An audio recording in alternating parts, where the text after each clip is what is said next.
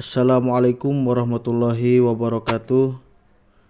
Yang terhormat dosen pengampu mata kuliah SKI dan Budaya Lokal, Ibu Yulan Tiarni Legistia, SPDI MPD, dan yang saya banggakan teman satu kelompok Saidatul Musyaropah dan Fikri Firmansyah. Di sini kelompok kami akan mempresentasikan materi yang berjudul Politik Islam Hindia Belanda di Indonesia. Untuk pembahasan dari materi ini, yang pertama adalah pengertian politik Islam dan Hindia Belanda. Yang kedua, kebijakan-kebijakan Hindia Belanda. Dan yang ketiga, upaya depolitisasi umat Islam. Baik, yang pertama akan dibawakan oleh rekan saya yang bernama Saidatul Musyaropah. Pengertian politik Islam dan Hindia Belanda. Politik secara etimologis berasal dari bahasa Yunani yaitu polis. Polis berarti kota yang berstatus negara kota. Menurut KBBI, pengertian politik adalah pengetahuan mengenai ketatanegaraan atau kenegaraan, seperti tentang sistem pemerintahan dan dasar pemerintahan. Politik merupakan cara orang yang hidup berkelompok membuat keputusan. Politik adalah tentang membuat kesepakatan antar manusia sehingga mereka dapat hidup bersama dalam kelompok seperti suku, kota, atau negara.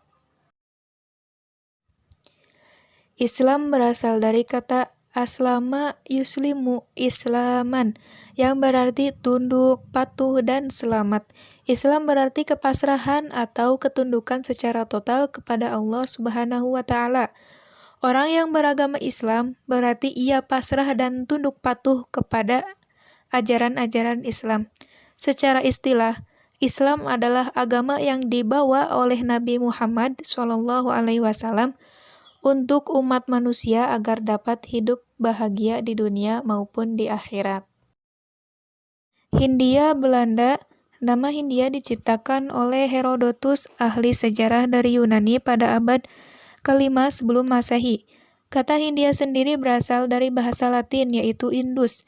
Pada awalnya, kata Indus digunakan oleh orang-orang Romawi untuk menyebut sungai yang mengalir melalui Pakistan, India, dan Tibet, atau sekarang dikenal dengan nama Sungai Indus. Berasal dari Herodotus, nama Hindia kemudian dipakai oleh orang Yunani kuno dan ahli geografi Eropa untuk menyebut sebagian besar wilayah Asia yang terletak di sebelah timur Persia. Dalam perkembangan selanjutnya, bangsa Eropa mengenal dengan dua wilayah Hindia. Kebijakan-kebijakan Hindia Belanda.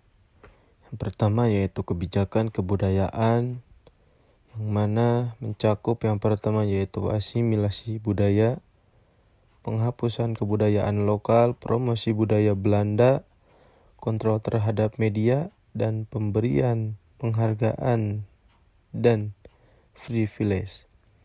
Yang kedua yaitu kebijakan agama yang mencakup kebijakan monopoli agama, kebijakan penyebaran agama Kristen, pengawasan terhadap agama-agama tradisional, pendidikan agama Kristen di sekolah-sekolah, dan yang terakhir, pembatasan kebebasan beragama.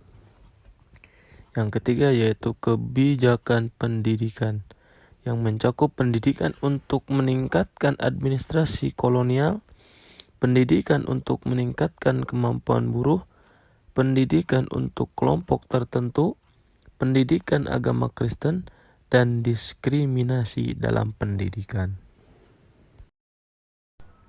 Upaya depolitisasi umat Islam. Depolitisasi umat Islam sudah terjadi sejak masa demokrasi terpimpin. Ketika Masyumi menolak tegas ideologi Naskom yang dicanangkan oleh Presiden Soekarno, sikap Masyumi ini menempatkan Masyumi berkonfrontasi secara langsung dengan Presiden Soekarno. Berbeda dengan Masyumi, umat Islam yang menerima ideologi Naskom tetap diakomodasi dalam kekuasaan seperti NU, PSII, dan Perti. Depolitisasi umat Islam masa Orde Baru makin meluas dibanding masa demokrasi terpimpin. Penilaian ini berdasarkan pada kebijakan politik Orde Baru yang lebih anti politik Islam dibandingkan masa demokrasi terpimpin. Orde Baru menerapkan kebijakan terhadap Islam yang hampir sama seperti yang pernah diterapkan oleh Belanda terhadap Islam. Kebijakan Belanda terhadap Islam dicetuskan oleh Christian Schokholmgje. Kebijakan tersebut berpendapat dukung sepenuhnya Islam agama dan pukul sampai ke akar-akarnya Islam politik. Atas dasar inilah Orde Baru menjauhkan peranan politik dari kalangan Islam.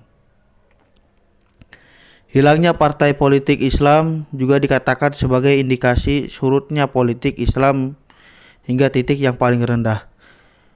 Berdasarkan kondisi di atas, Teba mengungkapkan ada 3 faktor yang menyebabkan surutnya politik Islam. Yang pertama yaitu besarnya campur tangan pemerintah dan kehidupan politik atau bisa disebut birokrasi politik. Upaya birokrasi politik terlihat dalam peranan pemerintah yang tidak mengizinkan tokoh-tokoh ex-masyumi terpilih sebagai pemimpin parmusi.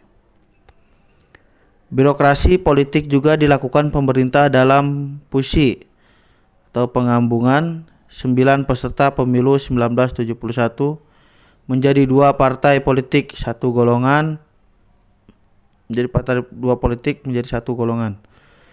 Yang kedua, diferensiasi sosial yang menyebabkan perhatian umat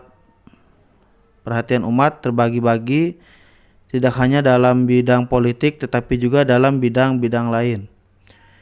Yang ketiga, lembaga konsep politik Islam. Pemerintah lebih menekankan pada program-program dibandingkan perdebatan masalah ideologi. Perdebatan tentang ideologi dianggap menjadi penghalang kesuksesan pembangunan.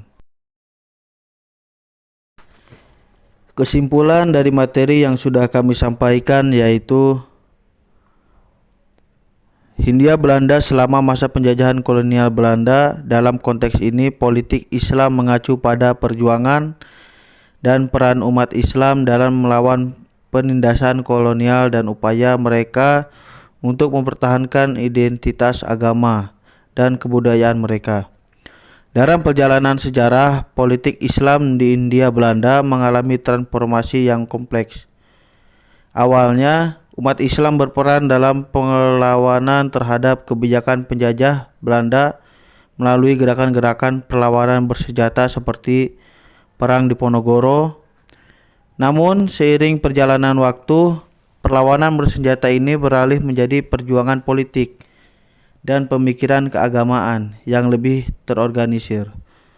Munculnya organisasi Islam seperti Muhammadiyah dan Nahdlatul Ulama menjadi penting dalam membentuk politik Islam di Hindia Belanda.